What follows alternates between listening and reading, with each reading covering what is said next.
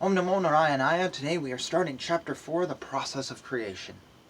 Sutta Goswami said, Maharaja, the son of Uttara, after hearing the speeches of Shukadeva Goswami, which were all about the truth of the self, applied his concentration faithfully upon Lord Krishna. Maharaja, as a result of his wholehearted attraction for Lord Krishna, was able to give up all deep-rooted affection for his personal body, his wife, children, palace, animals, like horses and elephants, his treasury, his friends and relatives, and his undisputed kingdom. O great sages, the great soul, constantly wrapped in thought of Lord Krishna, knowing well of his imminent death, renounced all sorts of fruitive activities, namely acts of religion, economic development, and sense gratification, and thus fixed himself firmly in his natural love for Krishna, and asked all these questions, exactly as you are asking me now. Maharaja said, O learned Brahmana, you know everything because you are without material contamination. Therefore, whatever you have spoken to me appears perfectly right. Your speeches are gradually destroying the darkness of my ignorance, for you are narrating the topics of the Lord.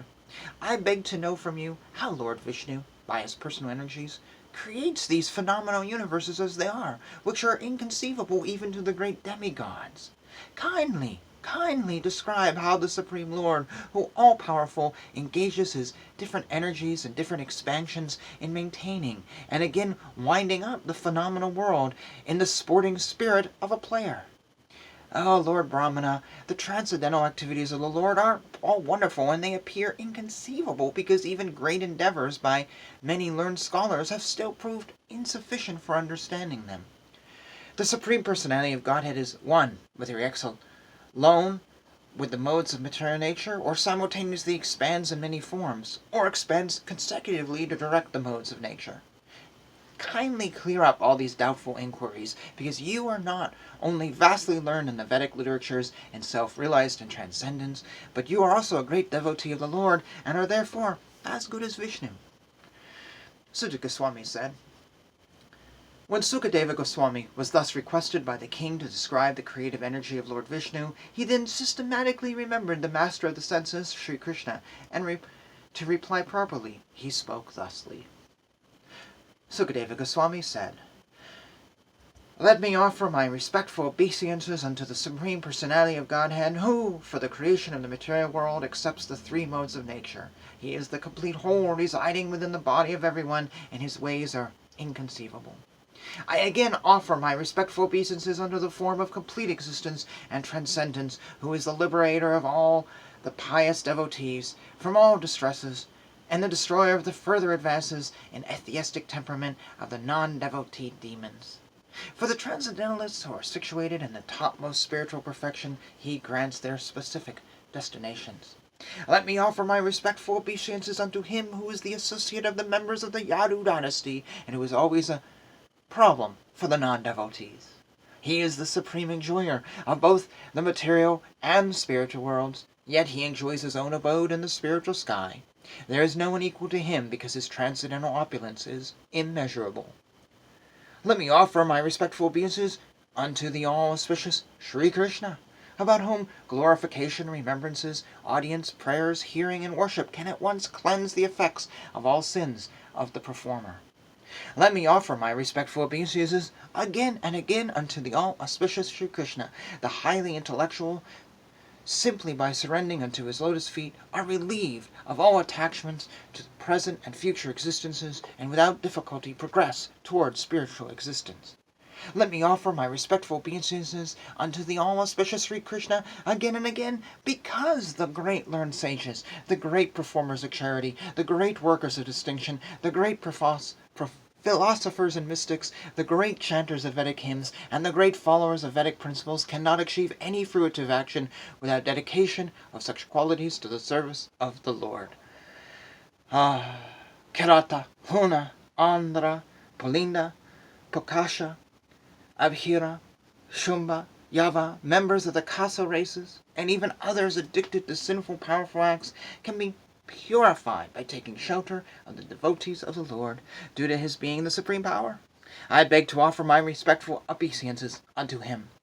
He is the Super-Soul and the Supreme Lord of all self-realized souls. He is the personification of the Vedas, religious scriptures, and austerities. He is worshipped by Lord Brahma and Shiva, and all those who are transcendental to all pretensions. Being so revered with awe and veneration, may that Supreme Absolute be pleased with me.